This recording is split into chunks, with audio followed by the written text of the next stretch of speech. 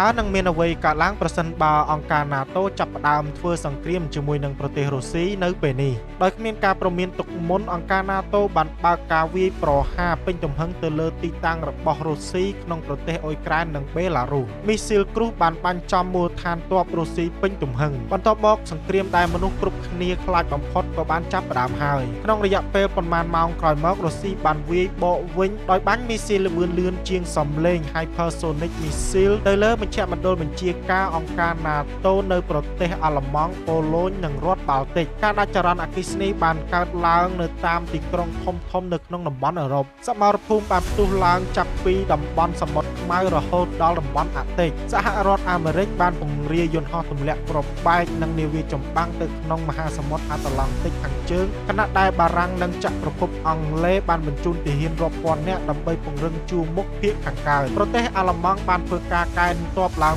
វិញជាលើកដំបូងក្នុងរយៈពេលរាប់ទសវត្សរ៍មកហើយប្រទេសនៅអឺរ៉ុបខាងកើតដូចជារូម៉ានីនិងហ្វ្រាំងឡង់ក៏បានចូលរួមក្នុងសង្គ្រាមនេះផងដែរទន្ទឹមនឹងនេះប្រទេសចិនមើលឃើញថានេះជាឱកាសដើម្បីវាយប្រហារកោះតៃវ៉ាន់ដូច្នេះទីក្រុងប៉េកាំងបានផ្លាស់ប្ដូរកងទ័ពទៅកាន់កោះតៃវ៉ាន់ដោយគិតថាកងទ័ពអាមេរិកបានដកទ័ពមួយចំនួនទៅអន្តរាគមន៍នៅក្នុងសង្គ្រាមនេះរួចទៅហើយកូរ៉េខាងជើងបានបាញ់មីស៊ីលឆ្ពោះទៅកាន់ប្រទេសជប៉ុននិងកូរ៉េខាងត្បូងបង្ខំឲ្យសហរដ្ឋអាមេរិកធ្វើសង្គ្រាមទល់មុខមួយទៀតនៅមហាសមុទ្រប៉ាស៊ីហ្វិកសង្គ្រាមនៅមជ្ឈិមបូព៌ាក៏បានឆាបចេះឡើងផងដែរដោយអ៊ីរ៉ង់នឹងវាយប្រហារមូលដ្ឋានកងទ័ពអាមេរិកនៅក្បែរខាងប្រទេសរបស់ខ្លួនអ៊ីស្រាអែលក៏បានវាយបកនឹងកងទ័ពអ៊ីរ៉ង់វិញភ្លាមៗហើយតម្លៃប្រេងក៏បានផ្ទុះឡើងយ៉ាងខ្លាំងផងដែរទីផ្សារពិភពលោកនឹងដួលរលំហើយកង្វះខាតស្បៀងអាហារនឹងរីករាលដាលនៅទ្វីបអឺរ៉ុបនិងអាស៊ីមកដល់ចំណុចដ៏សំខាន់គឺរុស្ស៊ីបានដាក់កម្លាំងនុយក្លេអ៊ែររបស់ខ្លួនឲ្យប្រុងជើងការពេញលេញត្រៀមបាញ់ប្រពេលអង្គការ NATO ក៏បានរៀបចំយន្តហោះទម្លាក់គ្រាប់បែកនិងនាវាមុជទឹកនុយក្លេអ៊ែររួចជាស្រេចផងដែរ